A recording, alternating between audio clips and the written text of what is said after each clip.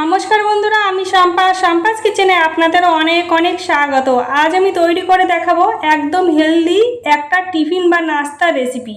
এই রেসিপিটা আপনারা খুব সহজভাবে তৈরি করে নিতে পারেন, আর এটা বাচ্চাদের টিফিনে তৈরি করে দিতে পারেন। খুব অল্প তেল দিয়ে এই রেসিপিটা তৈরি করে নেওয়া যায়।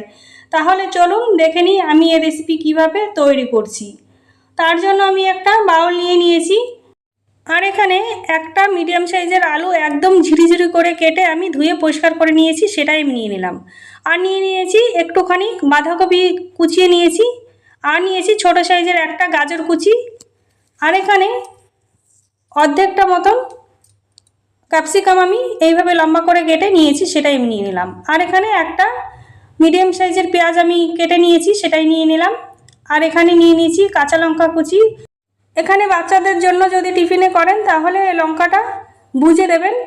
আর এখানে স্বাদ অনুসারে নুন দিয়ে ভালোভাবে এখানে আমি একটু মেখে নেব, যাতে সবজিটা একটু নরম হয়ে আসে। এখানে রেস্টে রাখার কোনো দরকার হবে না। দেখুন আমি মাখতে মাখতে একদম নরম করে নিয়েছি। এবার আমি দিয়ে দেব সামান্য পরিমাণে গোলমরিচের গুঁড়ো, আর এখানে দিয়ে দেব 3 চামচ চালের গুঁড়ো। এখানে চালের গুঁড়োর বদলে আপনারা কর্নফ্লাওয়ারটাও দিতে পারেন, তবে চালের গুঁড়ো দিলে বেশ খেতে ভালো হয়। এবার চালের গুঁড়োটা দেওয়া হয়ে গেলে আমি আলতো হাতে মেখে নেব। এখানে ঠেসে ঠেসে মাখার কোনো প্রয়োজন নেই, আলতো হাতে মাখলেই হয়ে যাবে। দেখুন আমি আলতো হাতে মেখে নিয়েছি। এটা খুবই একটা হেলদি একটা নাস্তা রেসিপি। এবার আমি একটা প্যান বসিয়ে দিয়ে গরম হয়ে গেলে দিয়ে দেবো খুব সামান্য একটু রিফাইন তেল। এটা বেশি তেল দেওয়ার দরকার নেই, খুবই সামান্য পরিমাণে তেল দিলেই হবে। তেলটা ভালোভাবে গরম হয়ে গেলে নাড়িয়ে নিয়ে ওই মিশ্রণ থেকে আমি একটু দিয়ে আমি ছড়িয়ে দেবো। ছড়িয়ে দিয়ে আমি এখানে একটা চামচের সাহায্যে একটু চারি সাইডে একটু শেপ দিয়ে নেব। এখানে হালকা হাতে ঠেসে আমি শেপ দিয়ে নেব, যাতে একটার গায়ে একটা লেগে যায়। এইভাবে করি। দেখুন আমি একটা নাস্তা দিয়ে দিয়েছি। এবার আমি ঢাকা চাপা দিয়ে ওই 2-3 মিনিটের জন্য রান্না করে নেব। 2-3 মিনিট পর আমি ঢাকাটা খুলে আলতো হাতে আমি উল্টে দেব। দেখুন উপরের কালারটা কত সুন্দর হয়েছে। আবারও ঢাকা দিয়ে আমি 2-3 মিনিটের জন্য রান্না করে নেব।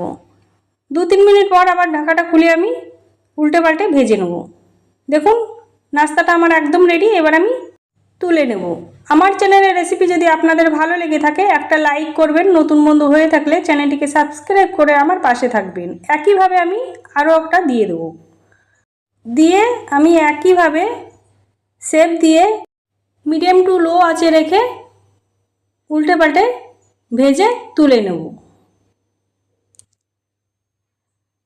তৈরি হয়ে গেছে নাস্তা বা টিফিন রেসিপি।